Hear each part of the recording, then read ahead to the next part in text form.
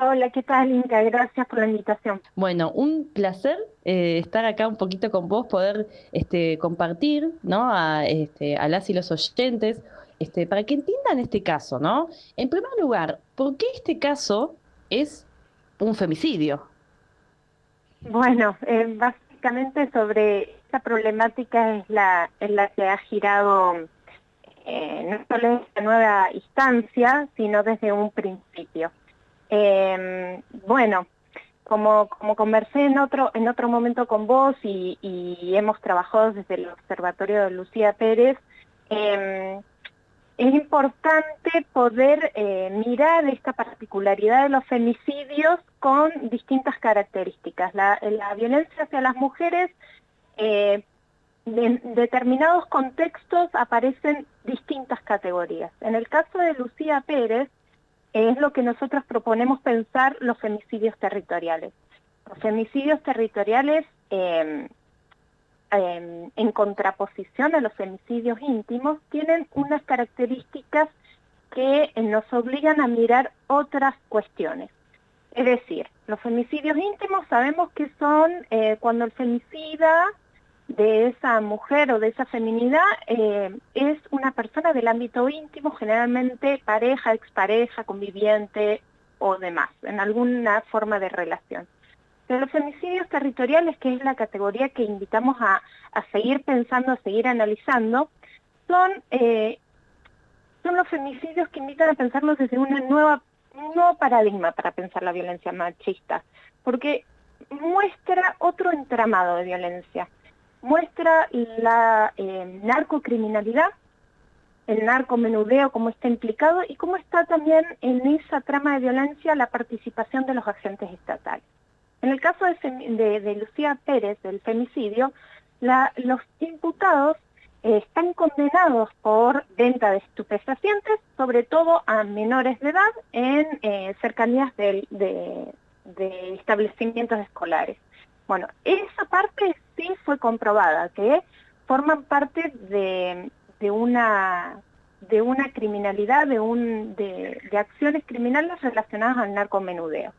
Ahora bien, Lucía en ese contexto, en el momento de relacionarse con ellos, bueno, aparece muerta después. Todo eso es el contexto que hay que analizar y lo que se estuvo haciendo en esta segunda instancia del juicio. ¿Por qué es un femicidio? Porque avanzan sobre el cuerpo de las mujeres para hacer uso y abuso de una forma de acceder a través del suministro de estupefacientes para tener relaciones sexuales, en este caso particular con el de Lucía, y en esa instancia falleció. Bueno, justamente, ¿no? Berna, esta no es, digamos, una aclaración casual, no tiene que ver con que se está poniendo en duda de que se trata de un femicidio, ¿no? Y esto obviamente va a repercutir en el fallo de este viernes. Totalmente.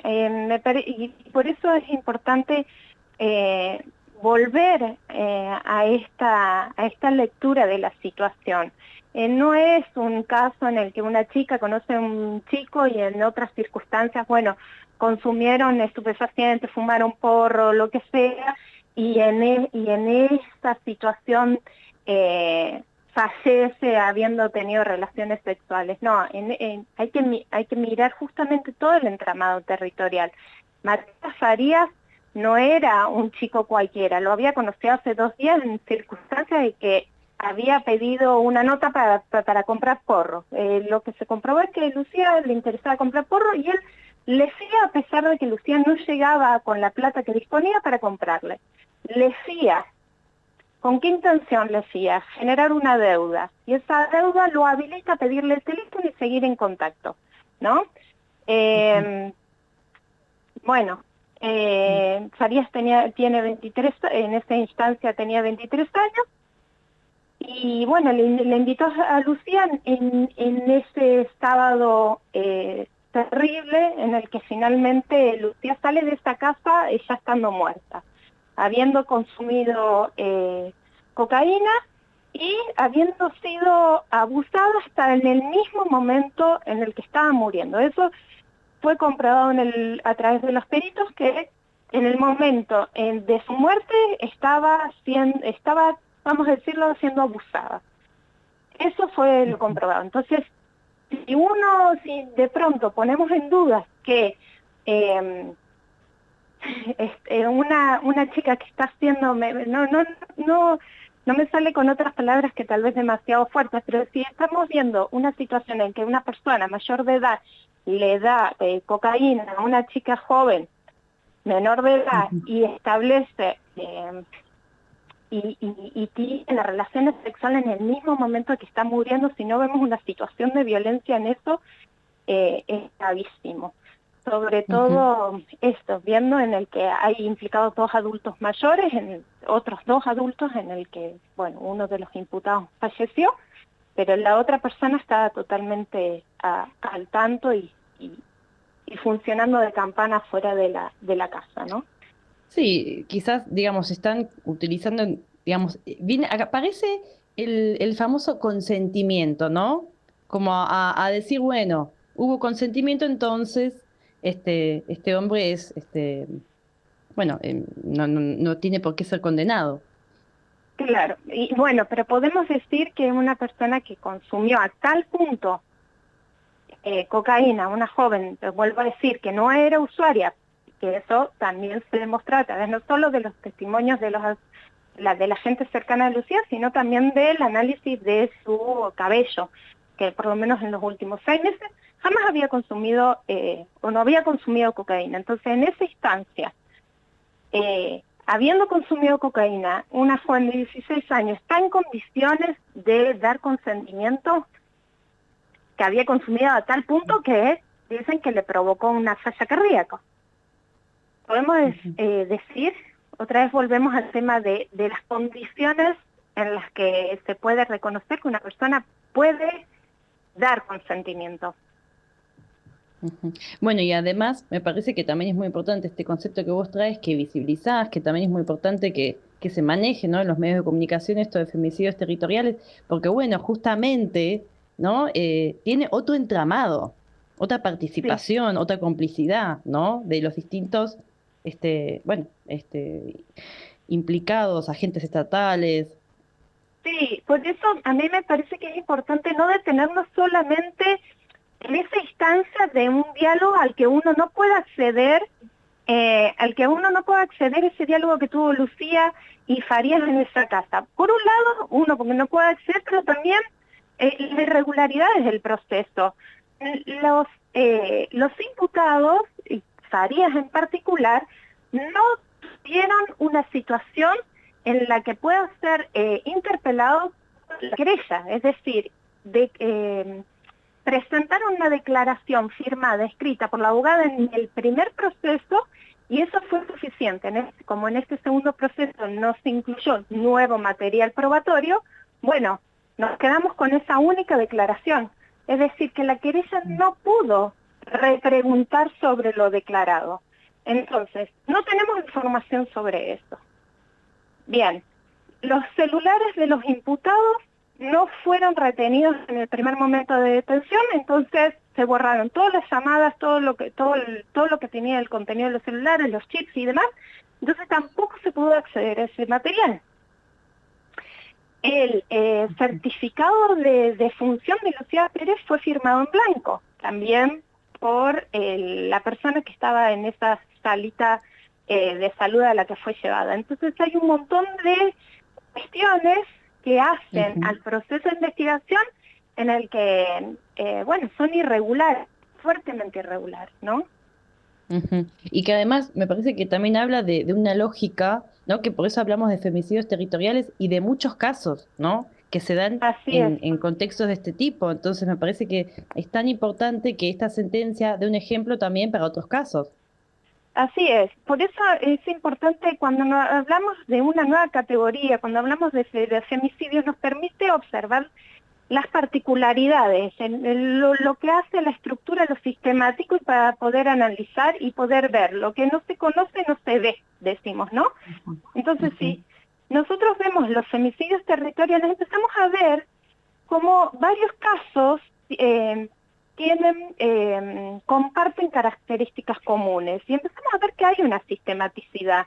Es decir, las jóvenes que muchas muertes asociadas a jóvenes que quedaron caratuladas como muertes por sobredosis o etimología dudosa, es decir, por eso nosotros seguimos investigando estos casos porque muestran esa particularidad. Digo, otra vez, una joven que fue abandonada en una puerta de un hospital, por ejemplo acá en Córdoba, hay una situación de una joven también abandonada en la puerta de un hospital, carátula de etimología dudosa y también con narco barrial implicados, imputados y demás, pero en libertad.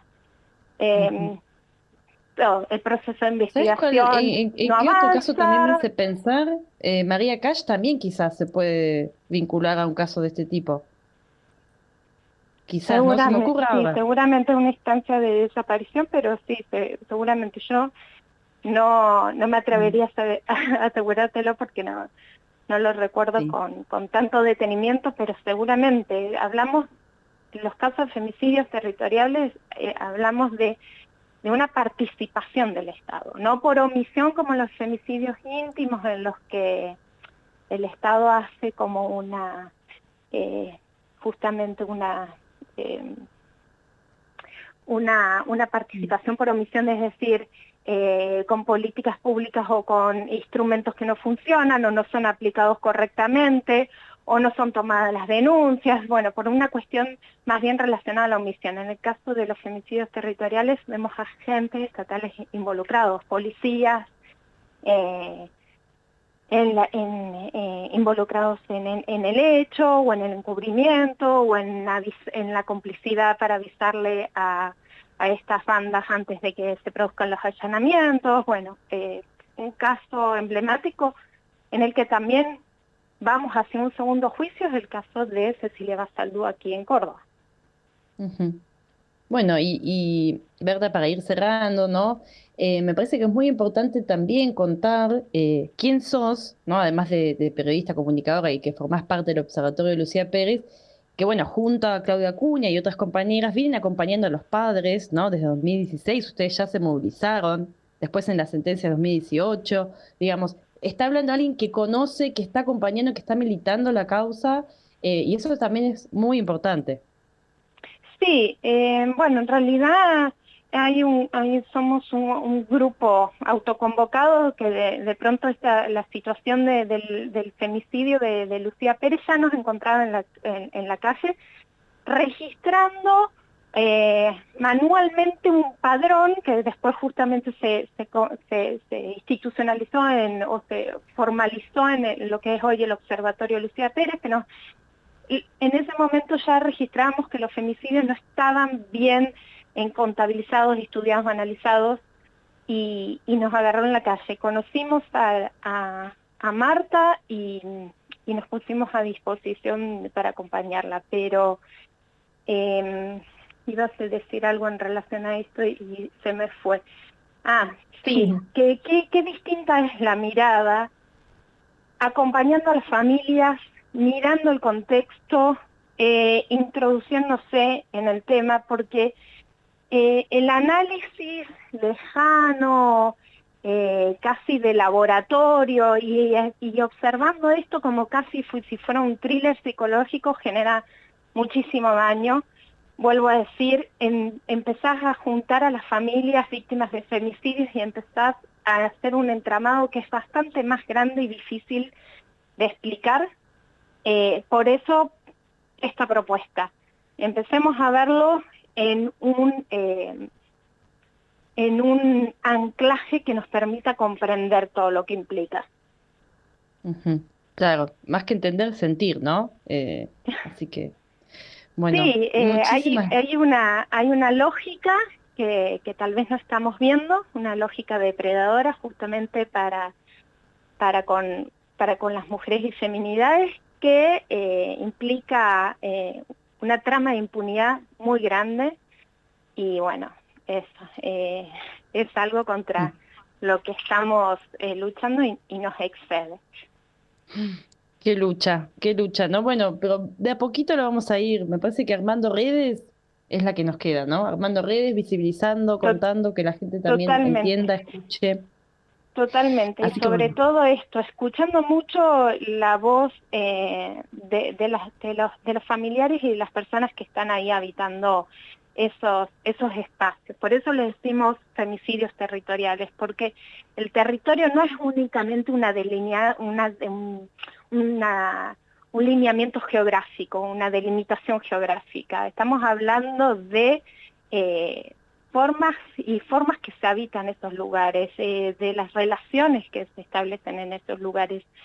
Y, y bueno, y nos está hablando de ciertas cuestiones que están